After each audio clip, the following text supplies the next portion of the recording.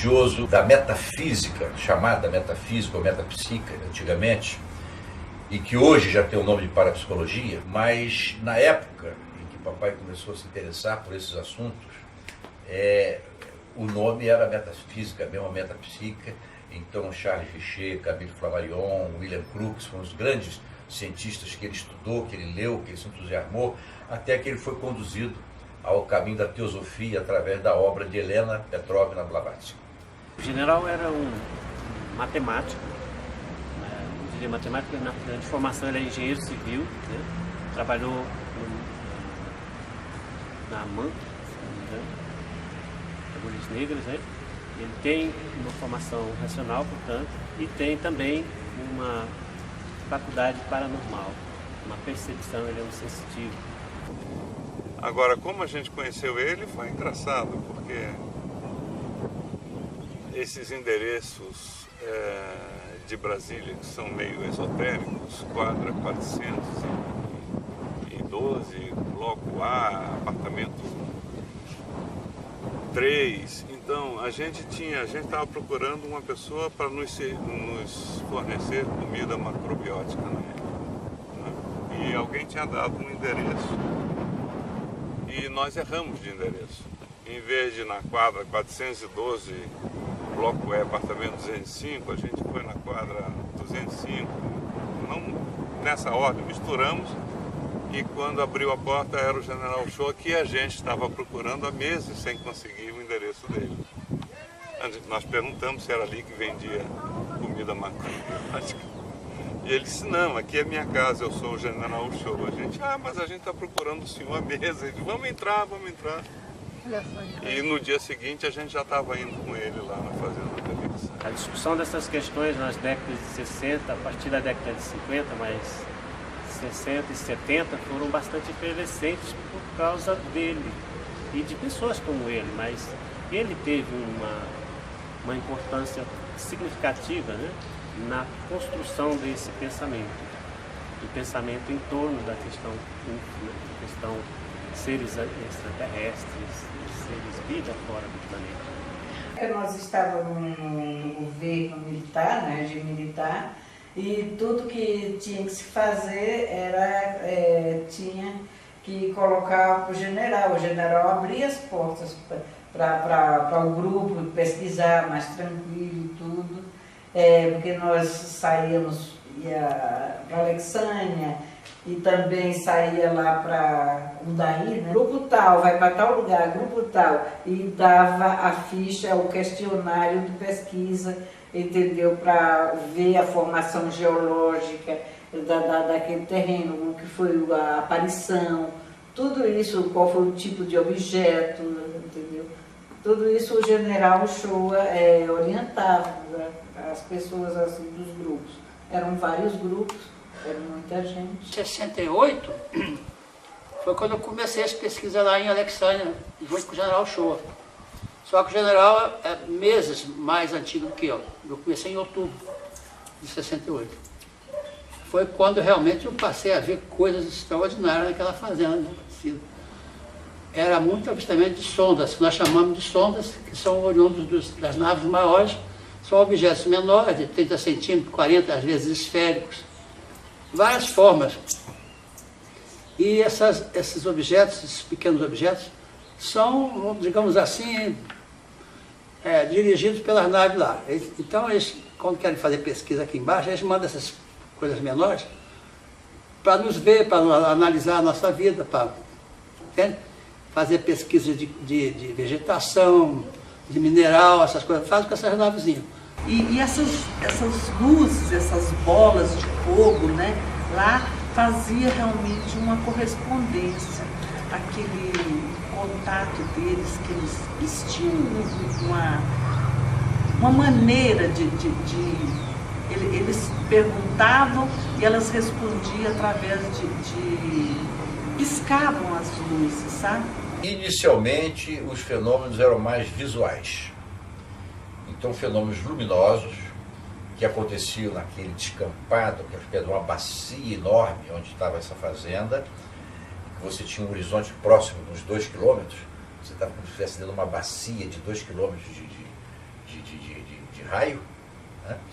E que os fenômenos apareciam luminosos de forma constrangedora até. Não era rota de avião, ali não tinha estrada, ali não tinha carro. Então, mesmo assim, alguns fenômenos que simplesmente deixavam você boquiaberto. Eu mesmo assisti, porque eu participei desse grupo durante muito tempo, né? Pra você ter uma ideia, nós chegamos a ver fenômenos em que a luz aparecia no horizonte, focava nosso grupo, a 2 km de distância, ficávamos todos iluminados. Essa luz depois se dirigia para o céu, que nem esses holofotes de dia de festa, né? Que ilumina as nuvens, se dirigia para o céu. E depois, várias vezes aconteceu isso. Esse foco fazia um U invertido, uma ferradura. A luz fazia isso assim, ó. Cheguei muito perto uma vez, bem assim, uns 2 metros de uma luz dessa, quase que eu boto a mão. Era esfera, era uma esfera luminosa. Mudava de cor, aumentava, a luminescência diminuía. Mudava de azul para branco, branco para vermelho, verde, amarelo, entendeu? Ela dava um show. Não tinha medo de nada ali, ele não era nada maléfico. Teve uma pessoa, um camarada, que eu esqueci o nome, que desmaiou lá no triângulo, mas de medo. Acho que ele até fez xixi nas calças, não sei, parece que levaram ele pro carro lá. Desmaiou de medo. Eu falei, mas eu estou andando por aqui, não está fazendo mal para ninguém, nunca fez. Daquele jeito não, o cara caiu lá, uma coisa horrorosa. Estragou a pesquisa, teve que ir todo mundo embora. Aparecia por aqui, em volta da gente. Falo com a esposa dele, um companheiro de pesquisa lá adiante, o falecido colega jornalista também, né? Aí saiu em 1979. Esse aqui era o Wilson, que era o dono da fazenda, com o Djalma, um amigo nosso. Também foi com a gente lá várias vezes. E aqui em cima a fazenda, uma vista geral da mata aqui embaixo, aqui em cima esse triângulo, e embaixo essa mata aqui, tá vendo?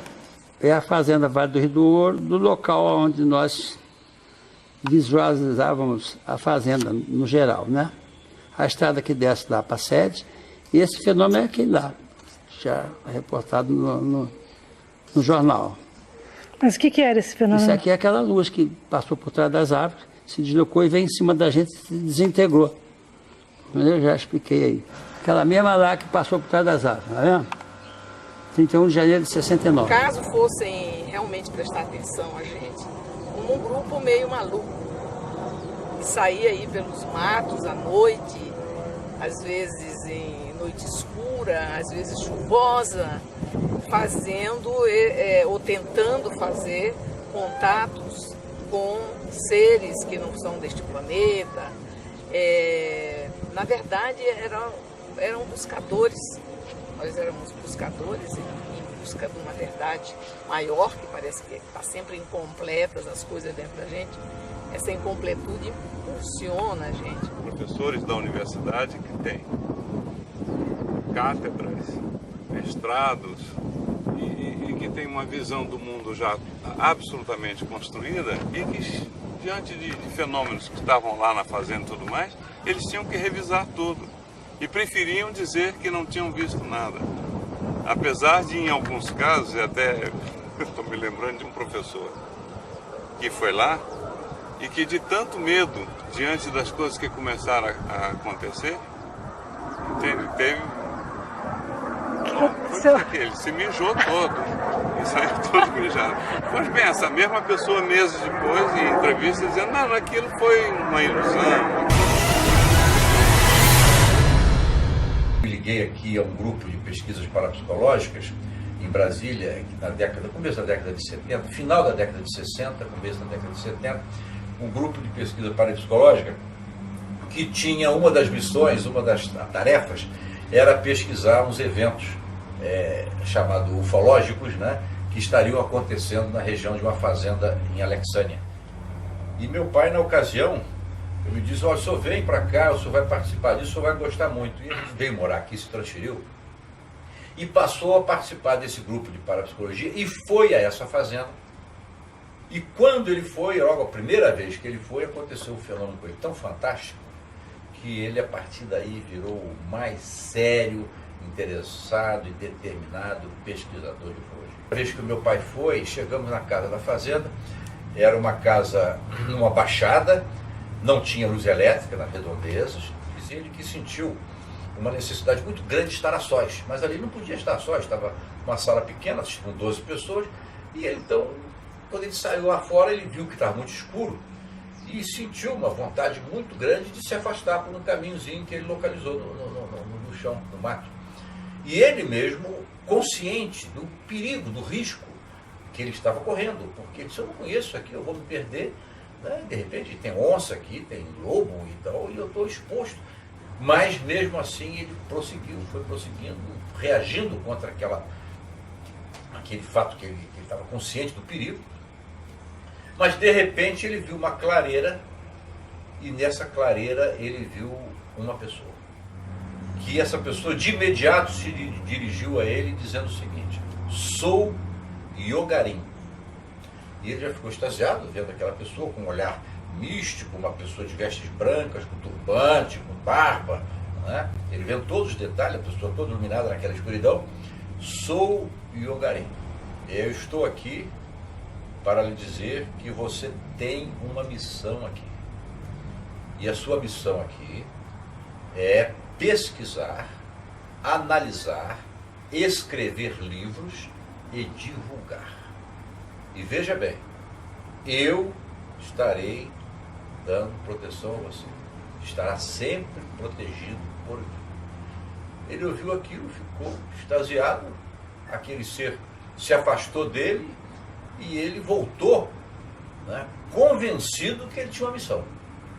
Então essa história está por trás de toda a coragem que ele teve.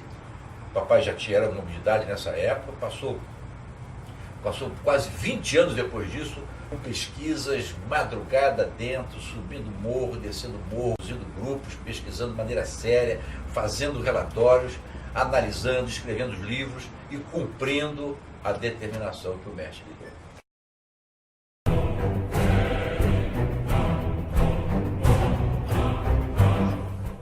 Estes assuntos sejam tratados na área de segurança nacional para que não alarmem a população?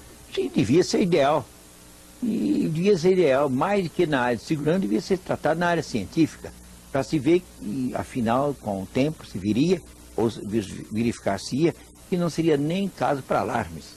Seria um caso para conhecimento e um caso de preparação psicológica para grandes eventos que se pode prever que possam ocorrer nessa área. Mas há um abandono completo do problema que não entra nem na área de segurança, nem em qualquer área. Vendo um filme antigo, que se não me engano, chamava-se O Dia em que a Terra Parou, uma coisa assim. Ele aborda um ponto de vista bastante interessante sobre a vinda dos extraterrestres à Terra, que seria a ameaça que a Terra representaria à segurança deles, ou à segurança do universo como um todo. O senhor acredita, dentro das suas pesquisas, que os discos voadores venham à Terra em função disso? Não. Acredito que não, até certo ponto. Mas acredito que haja uma relação, viu? Uma conotação qualquer, com respeito ao avanço realmente desequilibrado que o ser humano fez. Porque o homem, viu, está muito abaixo, moral, espiritualmente, do que ele já realizou no domínio do poder, através do domínio da energia atômica. E há uma coisa interessante. Primeira experiência, dos primeiros fenômenos ocorridos na fazenda, nós pesquisamos, onde tiramos muitos elementos para o nosso livro, nós não assistimos esse fato, mas nos foi mostrado em letras, em garatujas, assim, como se fossem hieroglíficas, mas que depois se decifrou, uma mensagem dada de uma maneira estranha ao dono da fazenda. Ele viu um objeto e nunca tinha visto nada. Viu aquela luz, desafiou a luz. Pode chegar que eu não tenho medo. E, de repente, ele se surpreendeu que ele já estava no chão, vendo aquela bola enorme, luminosa, perto. E ele, assim, meio atônito, e aquela bola desapareceu. E ele saiu tonto para casa, não se lembra bem o que se passou. Quando menos esperou, ele estava com um papel escrito, em sinais meio hieroglíficos, dizendo assim, as experiências nucleares humanas estão abalando o nosso sistema. Então, é possível que as experiências nucleares represente uma liberação de energia tal que possa ter alguma influência, nós não sabemos bem, em relação a certos fenômenos, não só não da nossa atmosfera, claro, mas de atmosferas distantes, etc. De forma que pode ser que haja uma preocupação dos seres, e parece que há, não porque esse fenômeno vá modificar estruturas planetárias e orbitais dos astros, mas porque parece que existe uma unidade de vida subjacente a tudo e um espírito de solidariedade, particularmente entre os seres avançados. Então é possível que seres muito avançados, vendo que nosso avanço está desequilibrado, eles queiram nos chamar a atenção com as suas presenças. Nós somos mais favoráveis a isso. Eles queiram chamar a atenção, polarizar o homem para estudar outras coisas, e não ficar eternamente convencido de que a vida, que veio dos fundos oceânicos, dos pântanos, veio do sapo, do percevejo e da pulga, e por aí afora acabou criando o homem, os santos e os gênios, essa vida há de parar aqui. Não possa chegar muito à frente no caminho dos anjos e dos deuses. Homenageio nesse instante o General Shaw, no qual eu sempre vi um mestre na vida. Suas qualidades humanas eram extraordinárias, e mesmo ele tendo ido embora, é como se ele permanecesse junto com a gente, ensinando a abrir o coração para amar a humanidade inteira. Eu vejo nele um amante da humanidade toda. Na minha impressão, o motor do seu trabalho, esse amor que ele conseguia derramar, essa generosidade que ele conseguia ter com as pessoas.